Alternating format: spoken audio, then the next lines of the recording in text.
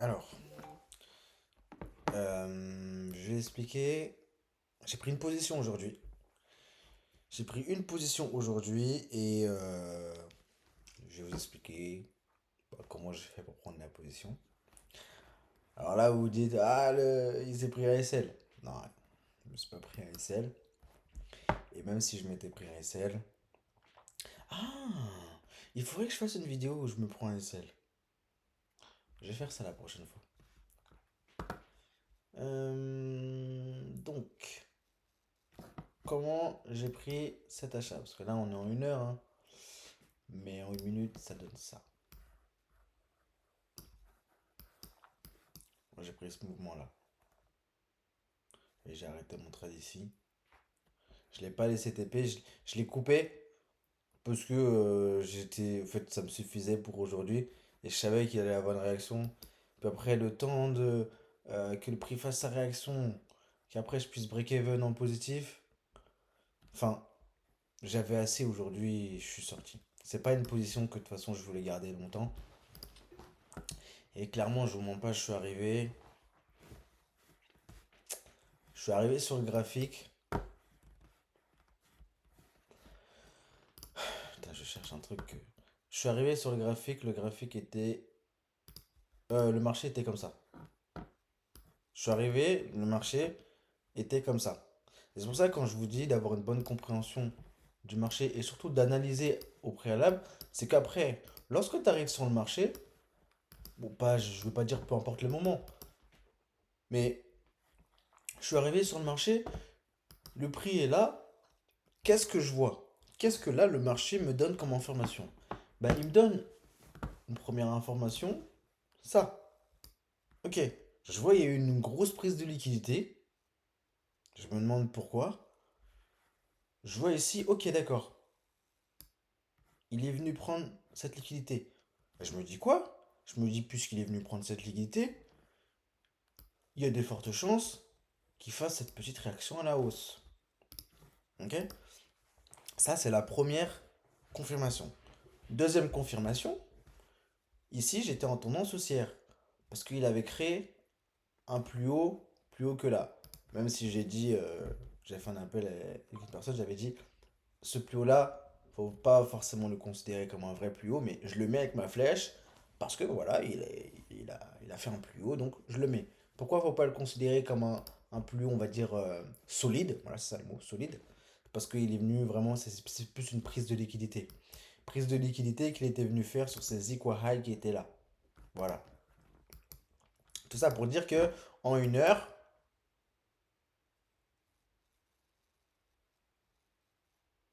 euh, non, pardon, c'était en 15 minutes. C'était en 15 minutes en plus ça. Oui, en 1 heure, nous étions toujours baissiers. En 1 heure, nous étions toujours baissiers.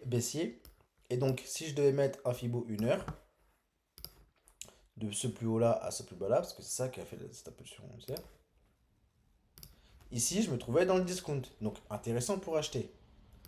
Et même si je devais faire, donc, mettre un Fibo de là à ce plus haut là, parce que ici, j'étais en 15 minutes, j'étais repassé haussier, j'aurais mis un Fibo donc, de là à là. Et pareil, j'étais dans le discount lorsque j'ai pris mon trade. Ouais. Donc bref, ok, très bien. En plus de ça, je vois que le prix en plus grande unité de temps, voilà, il est revenu dans le discount. Donc première fois qu'il revient dans le discount, réaction, boum, réaction, la réaction, boum, il revient, prise de liquidité en plus, réaction, on est dans le discount. Donc il va y avoir pas mal de réactions à la hausse comme ça. Et moi j'ai pris cette réaction qu'il allait avoir après. Euh, donc ça c'est tombé, il a déjà été touché. Et donc j'arrive, tout ça, tac, tac. Je vois qu'il a pris la liquidité. Je fais quoi? J'identifie. Donc ça, hop, il est revenu là. J'identifie, c'était en 15 minutes. J'identifie ce gros order block. Gros order block, je me dis, bon, le prix, il y a moyen que il revienne dedans. Donc que je me fasse SL. Si je m'étais fait SL, j'aurais cherché une confirmation pour reprendre un achat. Chose qu'il fallait faire attention, c'est que là, donc pas en 15 minutes, mais on va dire en 5 minutes, j'étais en tendance baissière. Donc c'est pour ça, mon trade, c'était un trade, on va dire, risqué. Tu vois, j'ai essayé d'anticiper un peu. J'ai essayé d'anticiper un peu. Donc ça, par exemple, c'est pas un trade 5 étoiles. Je le prends parce que je prends le risque, et c'est mon problème. Parce que, enfin, en fait, c'est qu'à force de voir des setups, à force de voir des setups, des réactions du marché, que ce soit sur le BTC, sur l'or, en fait, après, tu devines un peu ce qu'il va faire. Tu devines un peu que là, puisqu'il est déjà revenu sur cet order block, ici, mais que lorsqu'il va revenir la prochaine fois, il va pas le calculer. Et que oui, il est en tendance baissière, mais qu'il va pas calculer. Qu'il va plus,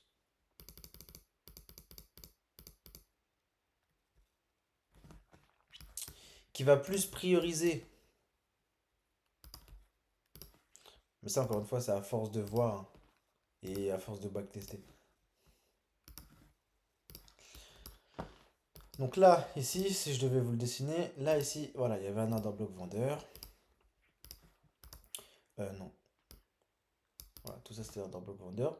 Le prix revient ici, donc il a mitigate. C'est-à-dire que cet order block, il est plus valide. Et donc, puisque je cherche un achat, euh, bah, j'ai la compréhension que là, ici, vu qu'il y a eu cette réaction, le prix va continuer. Et il va continuer vite.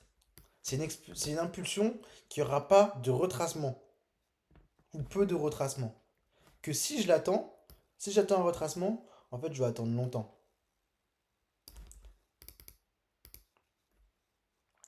Donc là, ici, euh, ce que j'ai fait, c'est que je suis allé donc en 1 minute.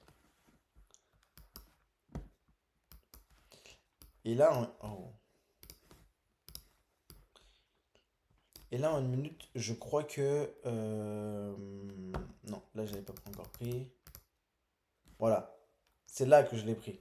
À ce moment-là. Pourquoi je l'ai pris à ce moment-là? Parce que ici, le prix était revenu dans un order bloc.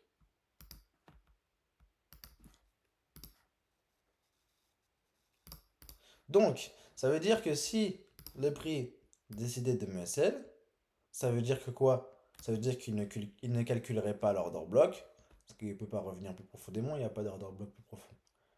Mais ça veut dire qu'il change de tendance en 1 minute, et qu'après il va changer de tendance peut-être en 5 minutes pour aller taper des plus bas, ou alors pour revenir peut-être ici, puis ici j'aurais cherché des confirmations pour continuer la hausse. Parce que moi, ce que je me dis hein, dans ma tête, c'est que là, cette réaction-là, qui a été causée par la prise de liquidité en bas là, cette réaction-là, cette prise de liquidité, juste ça, ça suffit pas. Le prix va continuer un peu plus haut. Et moi, je vais profiter de cette hausse. Hop là. Donc c'est soit il me SL, soit ça passe. Et j'ai la compréhension que je suis en discount en M15, je suis en discount en 1 heure, je suis en discount même en 4 heures. Donc le prix, enfin, qu'il fasse des SL. Tu vois, par exemple, toi, tu es en vendeur. Qu'il te SL, enfin, qu'il te, ouais, SL à la vente, c'est un peu plus normal. Qu'il te SL à l'achat, pareil, il y a moins de probabilité. J'aurais pu mettre un SL plus, plus grand. Mais moi, comme je vous l'ai expliqué, je voulais saisir un mouvement impulsif et sortir lorsque j'aurais décidé. Et donc là, après le prix, voilà, il est descendu. Hein. Il est descendu. Ensuite, il est remonté. Et alors là, ici, j'ai coupé mon trade. Déjà parce que un R25, c'est largement suffisant. Et surtout parce que en 15 minutes, non, en 30 minutes, en 1 heure même, voilà. Ici, tout en haut, j'avais un order block vendeur qui est joli. Et donc, bah, il y a de fortes chances qu'il ait une réaction. Et puisque j'ai un petit SL, en fait, le truc, c'est ça aussi. Puisque j'ai un petit SL et que surtout j'ai un prix d'entrée qui est pas intéressant. Encore, j'aurais pris un trade là, vers là. Oui, ok, je pourrais BE et laisser mon SL parce que je sais que c'est un peu bas. Mais là, c'est entre deux. Ça veut dire que s'il doit retracer, qu'il retrace par exemple, je sais pas moi, en zone discount, qui revient ici, hop, il peut me SL pour repartir après. Y a pas de souci. Vous voyez? Donc c'est pour ça aussi que je suis sorti. Donc lorsqu'il est arrivé là, je suis sorti. Voilà. Et après, donc, je suis parti du marché. J'avais fait ce que j'avais à faire dans la journée. Ensuite, après, on voit qu'il a. Hop, il est reparti à la baisse. Puis là, à l'heure actuelle, il est là. Et pourquoi il est baissier? Je le répète encore une fois. Ça, c'est l'analyse que j'avais envoyée dimanche soir. Euh, tac, tac, tac. Point bas. Point haut. Point bas. Point haut. Point bas. Le prix, durant la semaine, voilà, il faut qu'il se dirige vers là. Ça, c'est le point bas. C'est le plus bas de la semaine passée. Avant. Ok? Ça, c'est le plus haut de la semaine. Le prix, il est où? À l'heure actuelle, il est là. Il est plus proche de venir chercher le bas de la semaine que le haut de la semaine. D'ailleurs, ça, je vais. Hop là. Je vais le mettre sur le côté parce que sinon, ça a sonné. Et donc, voilà pour cette prise de position. Alors, certes, ici, j'aurais pu prendre la vente là, qui était là. Et ça aurait été le mieux. Ça aurait été le mieux à prendre. Mais lorsque je suis arrivé sur les marchés, j'ai voulu prendre cette impulsion. Je pensais que voilà, il allait peut-être réagir plus. Hein. Là, ici, il est en discount. On peut-être qu'il réagit plus, tac, qu'il vient peut-être liquider ce plus haut. Puis après, il allait repartir. Au final, il n'a pas liquidé et il est directement reparti. Dans la prise de position de mon achat, je savais que c'était pas un achat qui allait taper un nouvel ATH. Voilà. Parce que ici, j'ai des positions vendeuses ici. J'ai des positions vendeuses ici. Ici, lorsque je prends lorsque j'ai pris mon trade, j'étais en discount, certes. Là, le prix, il était où? Il est revenu en premium. Bon, voilà. Donc, toi, si tu avais suivi, par exemple, la structure de marché, ah bah tiens, il vient de casser. Donc là, puisqu'il vient de casser, je vais rechanger ma structure de marché. On va mettre là.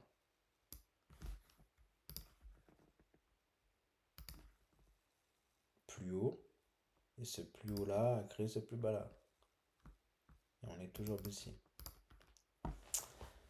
Voilà, voilà. Ah mince, j'ai pas. Hop, tac. On est toujours baissier. Voilà.